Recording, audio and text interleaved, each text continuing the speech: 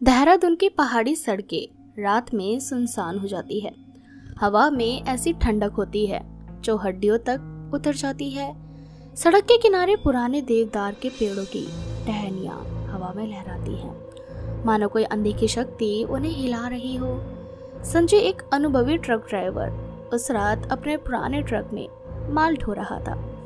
उसका गंतव्य मंसूरी था, लेकिन रास्ते में एक पुराना मंदिर पड़ता था जिसके बारे में लोग डरावनी कहानियां सुनाते थे। संजय को इन बातों पर यकीन नहीं था। उसके लिए भूत प्रेत बच्चों की कहानियां थी, लेकिन उस रात उसका ये भ्रम टूटने वाला था। रात के 11 बज रहे थे। पूर्णिमा की चांद चमक रही थी, जिसकी रोशनी मंदिर की जर्जर दीवारों पर पड़ रही थी। संजय का ट्रक अचानक धीमा पड़ गया। इंजन से खटखट की आवाज आई और ट्रक रुक गया। सामने वही पुराना मंदिर था जहां रात में कोई नहीं रुकता था। संजय ने गहरी सांस ली और ट्रक से उतर गया। उसने टॉर्च निकाली और इंजन चेक करने लगा। ठंडी हवा उसके चेहरे को छू रही थी। दूर से सियारों की आवाजें सन्नाटे को और डरावना बना रही थी। संजय ने इंजन के तारों को छुआ, लेकिन कोई खराबी नहीं दिखी। वो बड़बड़ाया, इस बुढ़े ट्रक को क्या हो गया है? तभी मंदिर की ओर से एक अजीब सी आवाज आई, जैसे कोई भारी चीज घसीट रही हो। संजय ने टॉर्च की रोशनी मंदिर की ओर मारी, लेकिन कुछ नहीं दिखा। उसने सोचा शायद हवा का शोर है, लेकिन फिर वही आवाज आई, इस बार और साफ। उसका दिल जोर जोर से धड़कने लगा। उसने हिम्मत जुटाई और मंदिर की ओर टॉर्च किया। मंदिर का मुख्य द्वार हल्का खुला था। अंदर से कोहरा उठ रहा था। वो मंदिर की ओर बढ़ा। द्वार पुराना और जंग लगा हुआ था। उसने हल्का सा धक्का दिया और द्वार चरमराते हुए खुल गया। अंदर का माहौल ठंडा और भव्य था। मंदिर के बीच में एक पुरानी मूर्ति थी जिसका चेहरा आधा टूटा था। संजय ने टॉर्च की रोशनी मूर्ति पर डाली तो उसे एक औरत की फुसफुसाहट सुनाई दी। आवाज इतनी ठंडी थी कि उसकी रीढ़ में सिरहन दौड़ गई। उसने इधर उधर देखा, लेकिन कोई नहीं था। वो सोचने लगा, यहाँ मुझे कौन जानता है। तभी कोहरे में से एक साए जैसी परछाई उभरी। ये एक औरत थी जिसके कपड़े फटे हुए थे। उसका चेहरा पीला था और आंखें खाली, जैसे उनमें कोई जान हो। उसने कहा, तुम यहाँ क्यों आए हो? संजय के मुंह से आवाज नहीं निकली। वो बस उसे देखता रहा। औरत ने फिर कहा, यह मंदिर श्रापित है। हर पूर्णिमा की रात यहाँ की आत्माएं जागती है। तुमने गलती की जो यहाँ पर आए। अब तुम इस श्राप का हिस्सा हो। संजय की सांसें तेज हो गई। उसकी खाली आंखें उसे घूर रही थी। उसकी आवाज में एक अजीब सा ठहराव था, जैसे वो इस दुनिया की नहीं थी। संजय ने हिम्मत जुटाकर कहा, मेरा ट्रक खराब हो गया है। मैं कुछ नहीं जानता। मैं तो बस उसे ठीक करने रुका था। उसकी आवाज कांप रही थी। औरत ने मुस्कुराते हुए कहा, ट्रक खराब नहीं हुआ, तुम्हें यहाँ बुलाया गया है। संजय ने चौंक कर पूछा, बुलाया? किसने? तुम कौन हो? औरत ने उंगली उठाकर मंदिर के गहरे हिस्से की ओर इशारा किया और बोली, जवाब वहाँ है, लेकिन सावधान, जो इस रास्ते गए वो कभी नहीं लौटे। संजय का दिमाग सवालों से भर गया। उसे कैसे पता कि मेरा नाम संजय है?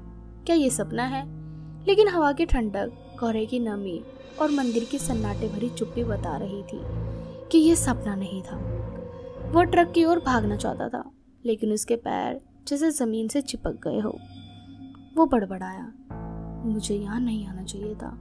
जैसे ही उसने एक कदम बढ़ाया, कोहरा और गहरा हो गया। टॉर्च की रोशनी कुछ फीट आगे नहीं जा रही थी। उसे लगा जैसे मंदिर की दीवारें उसकी ओर बढ़ रही हो। औरत गायब हो चुकी थी। तभी एक तेज हंसी की गूंज, किसी बच्चे की, लेकिन उसमें डरावना खोखलापन था। संजय ने टॉर्च इधर उधर घुमाई, लेकिन कुछ नहीं दिखा। उसका मन चीखना चाहता था, लेकिन वो खामोश रहा। वो मूर्ति की ओर बढ़ा। मूर्ति के पास एक पुराना पत्थर का मंच था, जिस पर एक काला ताबीज रखा था। ताबीज पर लाल रंग से कुछ लिखा था। संजय ने पास जाकर देखा। ताबीज से अजीब सी ऊर्जा महसूस हो रही थी। तभी औरत फिर प्रकट हुई, इस बार मंच के पास। उसने कहा, ये ताबीज इस मंदिर के श्राप की कुंजी है। सैकड़ों साल पहले एक साधु ने इस राक्षस को यहाँ कैद किया था। हर पूर्णिमा की रात उसकी शक्ति बढ़ती है और वो आज़ाद होने की कोशिश करता है। तुम इसलिए आए हो क्योंकि तुम में वो शक्ति है जो इसे रोक सकती है।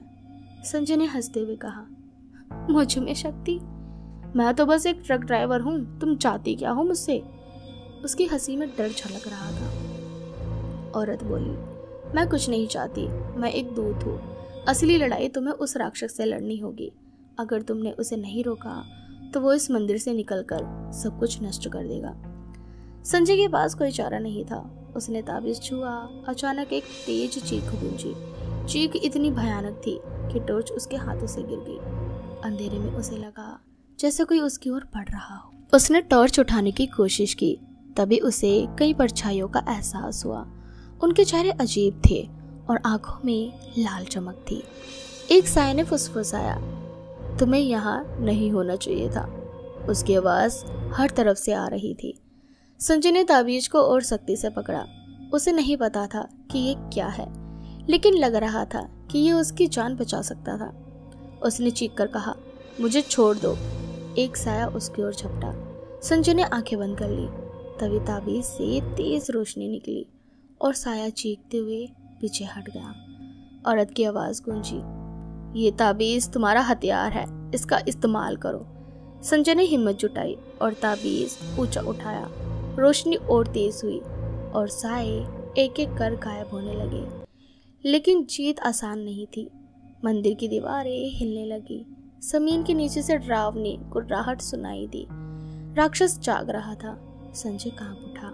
औरत ने याद दिलाया, ताबीज तुम्हारा हथियार है। तभी राक्षस बाहर निकला। उसकी विशाल आकृति देखकर संजय की हिम्मत जवाब दे गई। लेकिन औरत की चीख गूंजी, ताबीज का इस्तेमाल करो। जैसे ही राक्षस ने संजय की ओर कदम बढ़ाया, उसने ताबीज फेंक दिया। ताबीज से तेज रोशनी निकली और राक्षस चीखते हुए राख में बदल गया। मंदिर में शांति छा गई। औरत कहीं गायब हो चुकी थी। संजय दहशत से बेहोश हो गया। जब आँख खुली तो वो अपने ट्रक में था। सब कुछ नॉर्मल था, लेकिन मंदिर के पास पड़ी राख उसे दिखी। उसने ट्रक स्टार्ट किया और तेजी से वहां से निकल गया। वो दोबारा उस सड़क पर कभी नहीं लौटा। तो दोस्तों, इस कहानी में बस इतना ही। अगर आपको पसंद आई तो वीडियो को लाइक करें और कमेंट करें। सब्सक्राइब करना बिल्कुल